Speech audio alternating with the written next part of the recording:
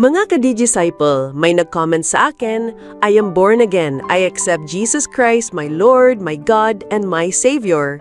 Magandang pahayag yan. Pero ang tanong, sa Katoliko ba, tinatanggap din ba natin si Jesus? O sa kanila lang ba yan? Tara, palalimin natin. Bakit ito madalas sabihin ng born again?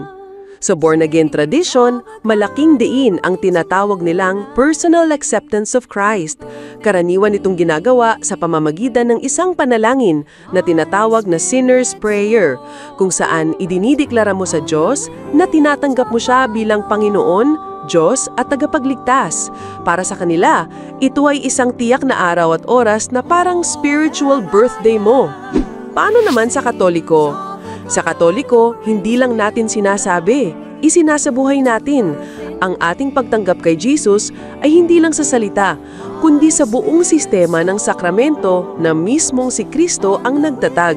Sa binyag, tinatanggap natin si Kristo at nililinis tayo sa kasalanang mana.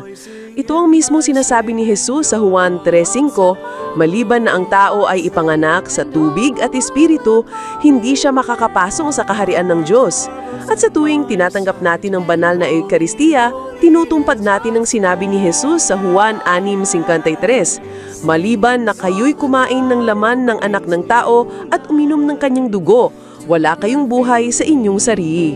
Ibig sabihin, hindi lang natin siya tinatanggap sa isip at puso, kundi sa katawan mismo sa pamamagitan ng kanyang tunay na presensya.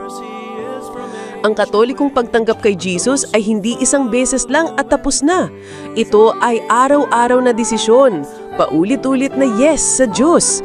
Mula sa panalangin, gawa ng kabutihan, pagsunod sa utos niya, at sa patuloy na pakikibahagi sa sakramento.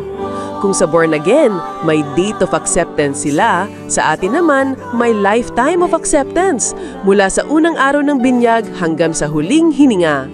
Kaya mga ka-faith, hindi totoo na sa Katoliko hindi natin tinatanggap si Jesus. Ang totoo, tinatanggap natin siya sa paraang siya mismo ang nagturo, sa salita, sa gawa, at sa sakramento. Tandaan, ang tunay na pagtanggap kay Kristo ay hindi lang deklarasyon ng labi, kundi desisyon ng buong buhay. Ako si ka-disciple Marian, be a digital disciple. Share Christ with every click. God bless!